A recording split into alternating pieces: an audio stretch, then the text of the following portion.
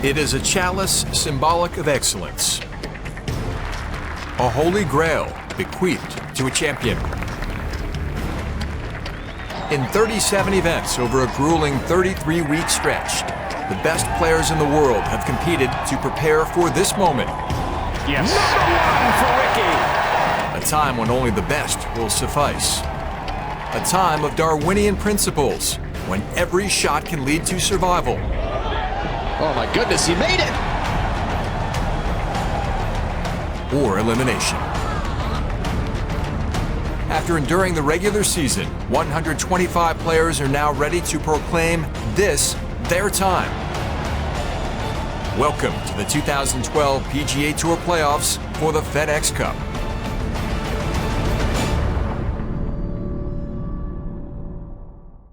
It started in Hawaii back in January, and the long PGA Tour regular season road has led to here. The FedExCup Playoffs begin on Thursday. With Amanda Balionis, I'm John Swantek. 125 players racked up enough FedExCup points over the last 33 events to qualify for the playoff opener at the Barclays. It's contested on the black course at Bethpage State Park. Yeah, only 100 will advance to next week's Deutsche Bank Championship. So let's hit the playoff headlines as we look forward to the opening round of the Barclays. Tiger Woods begins the playoffs as the number 1 seed. He's one of 125 who qualify for the playoff opener on the black course at Bethpage State Park. Of course, 4 events over the next 5 weeks will determine the 2012 FedExCup champion.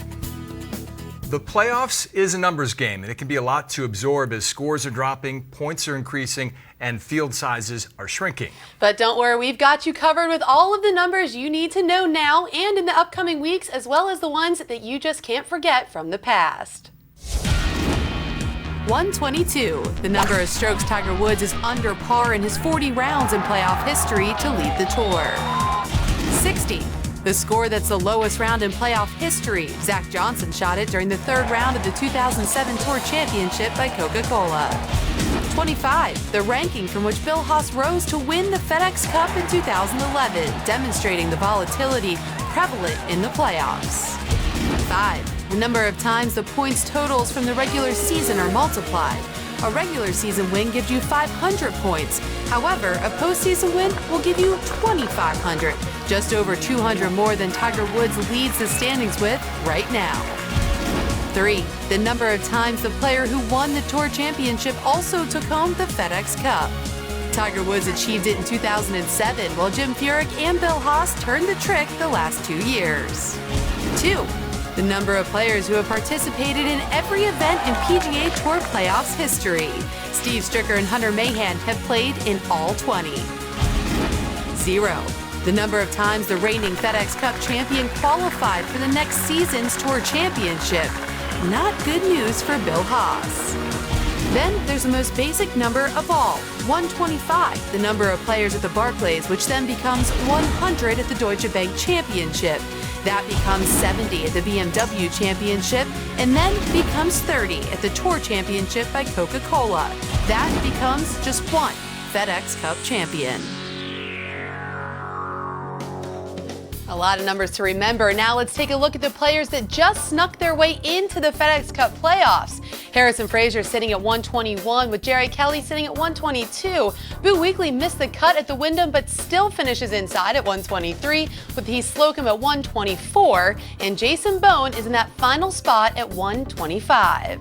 And then there are the players that just missed the cut. Not everyone can get in after all. And that heartbreaking 126th position is Venezuelan Jonathan Vegas. Y.E. Yang is sitting at 127, just 2 spots out. Tim Herron at 128, Bobby Gates at 129, and Brendan Steele finishing out those 5 guys that were left out at 130. And of course, there are always other notables that finish outside of that top 125. Retief Goosen sitting at 131, Stuart Sink at 139, Stuart Appleby sitting at 144, Justin Leonard and Camilo Villegas. With 4-time PGA Tour champion Bill Kratzert providing the playoff analysis for all 4 of our live ad broadcasts on PGAtour.com. Let's talk about the top 5 seeds as we point toward the Barclays, beginning with this man right here, the top seed Tiger Woods. 3 victories on the season and twice a champion of the FedEx Cup. Well, I think when you look at the way that Tiger's played, he's driven the ball much better this year. Greens and regulation are up. The only thing that's lacking for Tiger is the putting. We saw in 2 major championships where he had the lead at 36 holes, he wasn't able to complete the deal. But if Tiger putts well, he's going to be there at Atlanta. Jason Duffner is the number 2 seed, Bill. He's not going to play the Barclays. How do you like his chances? Well, if it was Auburn University opened up their football season, I would understand. Sure. So the number 2 guy, he's not going to be there, but certainly that's his decision. But let's go to number 3. That would be Rory McIlroy. And if he putts like he did at the PGA Championship, he's going to be a handful this week. Well, not only does he putt well, Swanee, but he's probably the best long driver in the game right now. When you look at the distances that he drives it and the accuracy that he drives it with, anytime you give him a soft golf course, he becomes very dangerous. Zach Johnson is the number 4 seed. Quietly, a couple of victories on the season, but that's kind of Zach's MO. He's just lurking, isn't he? Yeah, he kind of brackets all the tee shots. He keeps the ball in front of him. He never goes off the side rails. Hits a lot of greens in regulation. From 100 yards in, he's very good. He's very good with the putter. So Zach, he's going to be sticky in these playoffs. And Bubba Watson, the Masters champion, is the number 5 seed. Bethpage is a big ballpark. It's going to suit him this week, right? Yeah, and the long ball, Bubba likes to hit the long ball. He has enough room to maneuver the golf ball off the tee. That's very important for Bubba Watson. But what we've seen of late from Bubba Watson is that we've seen a maturation come about his golf game, and when he gets in a situation, he's not afraid to go to that iron. So Bubba may become a huge factor in these playoffs. All right, thank you, Billy. Looking forward to Thursday in our opening round coverage on PGATour.com. Speaking of Bubba, and speaking of big hitters, here's our trivia question. See if you can handle this one. Who hit the longest drive in FedEx Cup playoff history? We'll give you a little bit of a cushion. How about within 10 yards? We'll call it that. And we'll have the answer for you a little bit later on in the show. Amanda? Thanks, guys. While you think about that trivia question, let's talk about how the FedEx Cup began. It started in 2007, and from the moment the first postseason was introduced on the PGA Tour, the players immediately responded. With more on the line than ever, players began to work harder, play harder, and make it even more fun to watch. Let's take a look back at the first 4 years in the race for the FedEx Cup. It's a Tiger exhibition, isn't it? It's just, that's what it is. Tiger Woods makes it a clean sweep in Atlanta.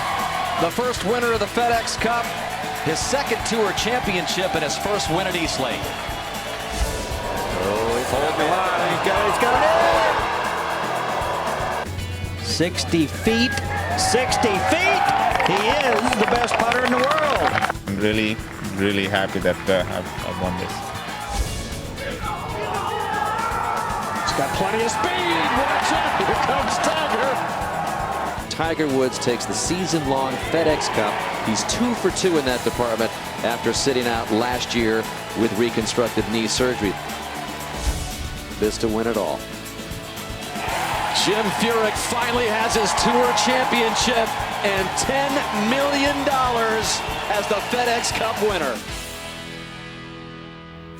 All right, well, let's take a look at the journey our past winners have taken that led them all to the same title, being crowned the FedEx Cup champion. In 2007, Woods began his playoff race in first, faltered a little bit, falling back to 4th after the Barclays, but of course came back after the BMW Championship and took the Cup. Vijay Singh in 2008 started in 7th, but made a big run after the Barclays was first and never relinquished the lead. Woods again, of course, in 2009 really didn't falter at all, starting off first and falling back to 2nd after the Deutsche Bank, but of course being crowned for the 2nd time in 3 years. And then there's our 2010 champion, Jim Furyk, started in 3rd, dropped all the way back to 11th, and then came back to win the FedEx Cup.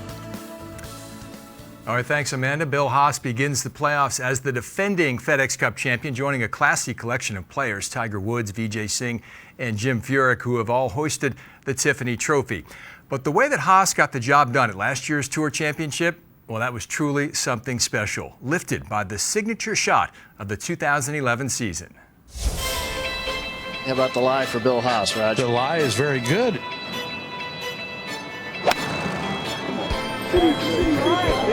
Contact seemed good. It's turning a little left of the hole. Oh, it needs to hold on. And it is in the hazard. It's playable. Yeah, I think it is definitely playable. I was on the right side of the hole there. Obviously, none of us could get on the left.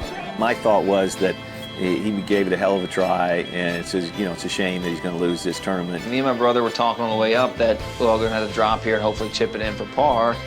And we get up there and we see it, and we both kind of said, you can hit that ball. That lie he has, if you hit it like a bunker shot, it'll pop straight up in the air. He could pull it off. But here's the difficulty, Johnny. It's a very steep bank. I mean, that's a good 10 or 12 feet up to the green. Next thing I know, he's down over the hill, could not see him. Didn't really think about it too much, only because I know what kind of shot I have to play. You just open the blade of a 60-degree wedge and blast it out of there. Whoa! The spin on that. Oh, how about the spin? What a shot! Saw kind of splash and some sand and mud. And then all of a sudden that shot comes out, and I don't know what I was thinking. I just could not believe it. The way all that played out, for him to do that, hit that shot, and then ended up winning the tournament, it was just a perfect storm. It just came out perfect. I've hit a lot harder shots, maybe a lot further. But yeah, under the gun, I got to put that one up there. 20 events in the regular season for Bill Haas, who missed just 4 cuts, and he begins the playoffs as the 21st seed. Not a lot happening, kind of a quiet season after the victory over Mickelson and Keegan Bradley in a playoff at the Northern Trust, but a strong finish to the season with a tie for 7th in Greensboro. Rejoined by Bill Kratzert to explore the playoff venues, and they are terrific. Bethpage Black, the Black Course at Bethpage State Park, host of the U.S. Open in 2002 and 2009. Tiger Woods, Lucas Glover, the U.S. Open champions. What does that tell us about the course, if anything? Well, I think it tells you that it's a long golf course because both players very long off the tee. But it's interesting because when you play Bethpage Black, you must play 6, 7, and 8 well. And then you kind of hit that turn at 10, 11, and 12. And what's interesting about Bethpage Black is that you have the par 4 16, then you have the par 3 17th, but you have kind of a cupcake for a hole for your 18th hole. I don't necessarily like the 18th hole, but it certainly has provided an interesting finish. Take a look at the course description here at the Black Course. It's a Tillinghast gem, nearly 7,500 yards long, and you would think it's certainly going to favor the big hitters here this week. Well, if they can certainly drive the ball well, it favors them.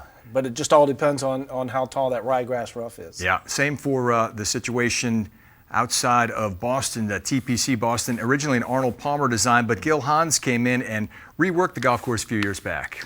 Did a great job. In fact, if you ask Phil Mickelson, he'll tell you that Gil Hans is probably the best architect going right now. He really has a lot of confidence in what Hans does with his golf courses.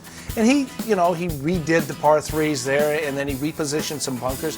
I think he made it a lot more playable. We're still seeing the low scores there. Typically, when we get to this TPC venue, this is a hard-running golf course, very quick, very fast. So it's a golf course that provides some difficulty, but yet if a guy gets on a roll, he can certainly get that low number he's looking for. Now, Crooked Stick will be the venue for the BMW Championship. For those players who didn't get quite enough Pete Dye torture at Kiowa Island, we return to the scene of the 91 PGA Championship. They're not going to get any torture here, but unlike the TPC Boston and unlike Bethpage Black, there's going to be a lot of players that have not seen this golf course. They have not seen this venue. There's not going to be a cut, so all the players will get to play 4 rounds here, but it's a golf course. If you get those soft conditions, Crooked Stick can be had. It's a good golf course, good venue, great town, Indianapolis. The playoffs conclude with the Tour Championship at historic East Lake, and very different layout, this old Donald Ross gem from the previous 3, isn't it? Yeah, everyone likes a Donald Ross golf course, and I think when East Lake made the decision to go to Bermuda grass, it was a positive one. They're not going to run into that situation where they had the bent grass greens and they're trying to keep them alive. East Lake, it's always one of the guys' favorite, and if you're in the top 30, it's just a treat to be there. 4 distinctive playoff venues for the FedExCup Playoffs, all culminating in Atlanta at East Lake. Amanda? Thanks, Swan. Well, we've been talking about numbers all day, and it seems like we should be able to find how closely the correlation is between the playoffs beginning and players tweeting to their fans about how seriously they take it. Well, for now, let's just say the correlation is strong. Let's take a look at what some of the PGA Tour players have had to say about the upcoming weeks. From our former number 1, it's FedExCup time, hoping for a strong start, strong middle, and even stronger finish. No Talking about old Luke Donald, he's just kind of laying in the weeds, isn't he? Well, if he accomplishes all of that, that works. That'll work, yeah. Billy has a knowing smile on his face. Maybe we'll hear from him later about that. And let's head over to Keegan Bradley. Guys, we talked about this a little before the show. Very quiet third place finish at the PGA, defending his title. And Keegan said, I'm not used to parking in the clubhouse lot at Bethpage. Normally, we have to park in the employee lot and run to the third tee unnoticed. Hashtag SJU, of course, SJU, St. John's University. It's a New York boy. And guys, I played that course. Very tough to get on. They had the right thing, though. They were just sneaking on the course. Well, it's a public course. I don't know if technically it's that sneaking in. No, it's not sneaking in. He played by the rules, and it's only wrong if he goes and plays number 1 and 2 after playing those 16 holes. I'm sure Bethpage does not mind now that a former major champion was sneaking onto their course. So Keegan Bradley looking to recapture the magic from his college days at St. John's this week at Bethpage. All right, let's get some predictions from the experts here. Well, first, remember, we got all those tweets going on the tee every week of the playoffs. You can catch all of the tour tweets. So a little shameless plug, but seriously, you should tune in. Okay, Kratz, go ahead. Me? Yes. Let's start with those who might come from outside the top 30, make it all the way to the East League, and maybe run away with the FedEx Cup this year. Well, I don't know if you're going to run away with it out of the top 30, but just because you're a numbers girl. Adam Scott, he's only played 12 events this year, and he's number 32 on the list. The way that he played at the Open Championship, you have to go with Adam Scott going into the playoffs. He's got a little momentum going, so Adam Scott's my pick. What do you think, Amanda? Who might take it from outside the top 30? You know, I'm all about the rookies and the young guys in the game this year. Bud Colley, you got to go for him. He has 4 top 10s, including at the Wyndham Championship, placed 3rd. I mean, he's playing great. He's confident, and I think he could be a sleeper because we've seen that he can succeed on tour. He doesn't really crumble under pressure. I think this is a guy that could surprise all of us. I'm staying with the hot hand. I'm going with the guy who won in that Monday finish at the Wyndham Championship. Sergio Garcia played exceptionally and starts the playoffs at 33rd, kind of in striking position there. Well played. Okay.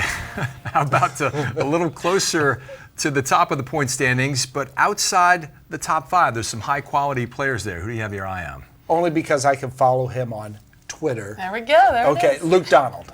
He's number 16. I think he's primed for a run at these playoffs. There's not going to be a one-and-done situation with Luke Donald. He's going to play consistent all the way through the playoffs, I believe. Donald kind of laying in the weeds at 16. What do you think? I'm going with everyone's favorite Swedish North Carolinian. Is that how you would say that? Carl Peterson. We've seen him play just some great golf the last few weeks. There doesn't seem to be any letdown from him. He won earlier at the RBC Heritage. Of course, was in contention at the PGA. And I just don't see him slowing down. He seems like he's in it week in and week out right now. And as long as he stays hot, I think Carl Peterson's going to be a tough guy to beat. A lot of quality players between 6 and 10. I like Keegan Bradley at number 8 a lot. Close ties to the first 2 venues, the St. John's area, of course. Big this fan week's base, Barclays. probably. Yeah, and then his native New England for the second event at the Deutsche Bank Championship. So I've got my eye on Keegan Bradley. Who will be hoisting the FedEx Cup this year, Mr. Kratzert? I think it's going to be Tiger. You look at the year that he's had. He's won 3 times. He won at Bay Hill. He won at Memorial. Once he gets on a golf course that he knows, he plays well. By the way, he won the U.S. Open at Bethpage Black. You know my front-runner vote? I'm switching it now from you to you. And now I'm going with number 2, Jason Duffner. Duffner, you know, he's won twice this season. He is known for really not having much emotion, does not wear his heart on his sleeve. He's not going to crumble when the going gets tough. And I see him coming out of the gate very quickly in the Deutsche Bank and maybe taking it all. I gave you my guy. It's Keegan Bradley at number 8. I like the position he's in. I think he's going to be a lock to get inside that top 5, the players that control their own fate at the Tour Championship in Atlanta. He's playing as well as anyone not named McIlroy right now. Winner of the Bridgestone, a very quiet 3rd at the PGA. I think Keegan Bradley is going to be a handful in the playoffs. Okay, earlier in the show we asked you who had the longest drive in PGA Tour playoff history. And we gave you a little bit of a cushion to work with within 10 yards. You guys want to hazard a guess? You're on a roll here. 401, Bubba Watson. Bubba would be that'd be a safe guess. What do you think, Billy? Kind of going out of the box. VJ. VJ Singh, a couple of playoff victories back in 2008. Only 463 yards. Dustin Johnson on the 7th hole of the Deutsche Bank Championship at TPC Boston in the final round last year. 401. Could be under on that. That is large marge right there. 463. 463. For the man who will defend his title this week as the FedExCup Playoffs begin, Dustin Johnson, your defending champion at the Barclays. Live that coverage begins Thursday at 11 a.m. Eastern Time. SiriusXM PGA Tour Radio has the call at noon, and Golf Channel's opening round telecast begins Thursday at 2 p.m. Eastern. For Billy and Amanda, I'm Swanee. We'll see you Thursday.